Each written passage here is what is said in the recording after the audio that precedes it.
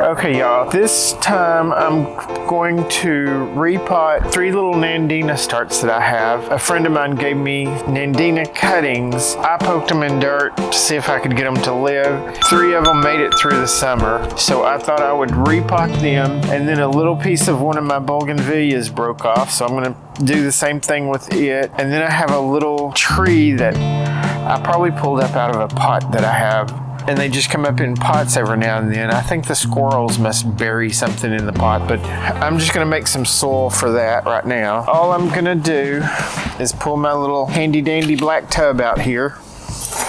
It's got a little bit of soil in it, but I'm gonna make some more. And this right here is just potting soil that's in a container over beside the sand station or whatever you wanna call it.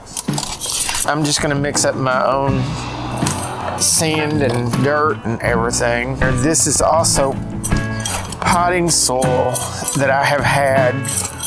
I probably had something else planted in it. You'll see it. Some of it has a little bit of perlite in it. It has pea gravel in it. It probably has a little bit of sand mixed in it. I'm gonna mix it a little bit more. And I'm just trying to mix enough that I have a little bit already in this. So I'm just kind of mixing it up where it hopefully will kind of mix all together pretty good. It had a little bit of sphagnum moss in there, and I'm just gonna break it up because with those nandina starts and the bougainvillea start, the sphagnum moss will just kind of absorb water and hold moisture a little better for them. But I'm also gonna put some sand in it so that it has a pretty good drainage where they don't just sit in moisture. All I'm doing here is just kind of breaking the sphagnum moss up. This is like just a couple of little pieces that I just pulled out that are pretty big, and I don't want them that big in my pot. So I'm just breaking it up. After I break up the sphagnum moss, now I'm gonna go down to my bottom container and get a scoop of pea gravel, maybe a couple. That one's heavy. And put it in here. Then I'm gonna go to the middle one, get me some sand, and this is just like play sand that you get from Lowe's or Home Depot. And I just put it in here because it also helps with the drainage. Sand don't hold any moisture or anything. And then I just take and kind of mix it all up. Once I do this, I scoop it out of this and put it in this green bucket up here at the top because the green bucket is easier for me to maneuver. And it fits on my other little table a little bit better.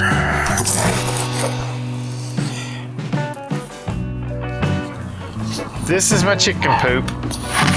I got it off of Amazon, and I'm just gonna put a little bit in here. And yeah, it's chicken poop, it stinks. Yeah, it smells like chicken poop. This is just grits, but I've been told that ants eat the grits and it causes their bodies to dehydrate, and so the ants die. And this is Epsom salt. And as you see, I don't measure, I just pour some in there. That right there is about what it looks like. Now, you can't see the chicken poop because it's the same color as the dirt. And now all I'm gonna do is mix it all up, and then I'm gonna put it in some little containers.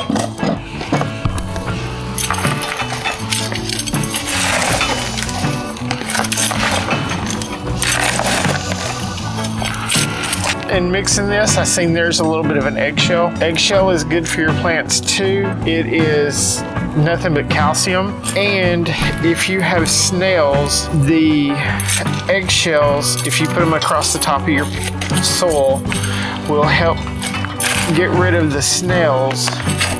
They crawl across the eggshells, and the eggshells cut their bottom and they die. I don't know why.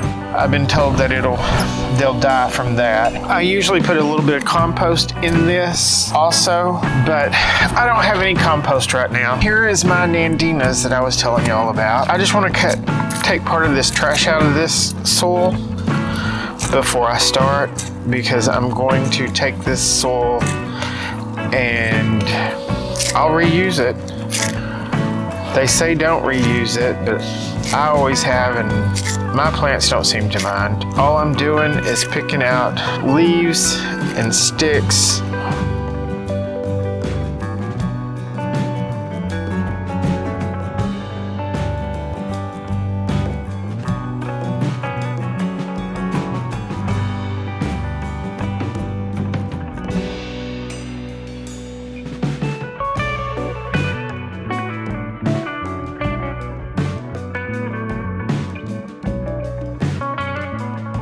Yo, all I'm doing here is pulling these little sticks up. It was just nandina that didn't grow. All I'm doing is just cutting them up where when I put them in my compost, they will just deteriorate a little bit easier.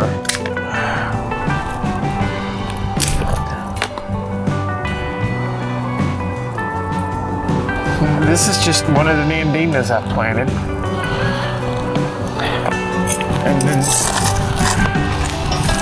here's the other one. Ooh. Oh, he don't have any roots on him. Well, maybe he'll live. He'll be easy to repot. Y'all, all I'm doing is pouring out some of this, and I'm gonna put this nandina in here, and then I'm using my hands, filling up the little pot full of dirt, and then just kind of pack it down a little bit. And then I'll probably just stick him over here in my water thing that has rainwater in it. Here's another one.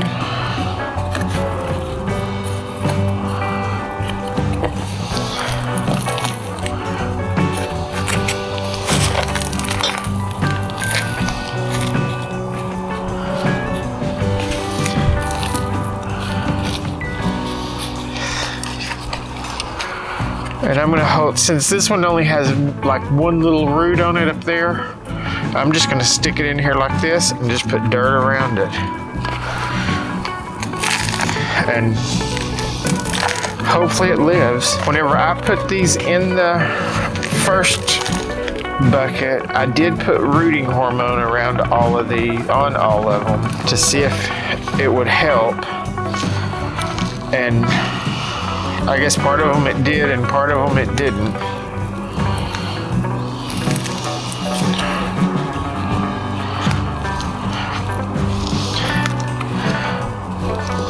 And that's kind of my nandina trick for tonight.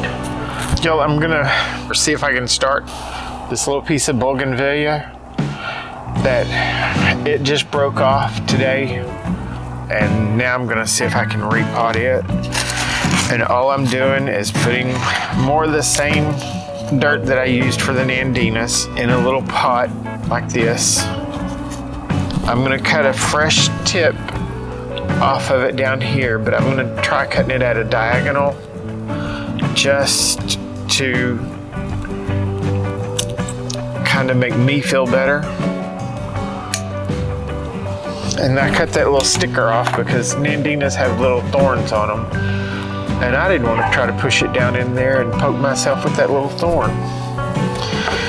And then I have this root hormone stuff right here that I got it off of Amazon. Amazon is my store. And all I'm going to do is take this and poke it down in there and wiggle it around a little bit. And then I'm just going to take my pot of soil that I've done and poke it down in there like that. And I'm gonna turn around here and put it in some water and hope that it lives. It's not a pretty little pot or anything like that, but it'll work for right now. And now I have this little tree thing. I don't know, I probably pulled it up out of a pot that had a plant in it, but once again, it's gonna go in the same dirt as everything else. And all I'm doing here is putting dirt in this, around this little tree, hopefully it grows pretty good. And I'll see about making a little bonsai out of it if possible. That's a little start. And once it grows a little bit in this pot, I will put it in another pot, a little bit bigger, and see about continually moving it a size bigger until it gets the size that I want. The supervisor came for a visit. He had to come say hello as he dug a hole in my leg. And he's not camera shy at all. He likes being on camera. Can you tell? He's probably got a worried look on his face. This is just a little airplane plant or spider plant that broke off of my big one. So I'm gonna put it in this little pot for a little while and let it grow a little bit bigger, and then I'll just put it in another pot. I'll put it in a hanging pot. This is not an ideal pot because it doesn't have holes in it. It doesn't have any way of drainage or anything. But the pot that it was in was probably 95% aquarium rocks, and it was growing pretty good. I mean, it wasn't as big as it is now whenever I put it in there. So apparently it likes bad soil. The only thing is I just kept it wet. I would just let it sit in the water and absorb. And this way I'm just gonna pour water on it and I guess hope for the best. He seems to be doing pretty well. And this is still, again, just that old soil that I made for the nandinas and that little tree and the bougainvillea. Nothing special to it. Now all I'm gonna do is pour a little bit of water on this. And we're done.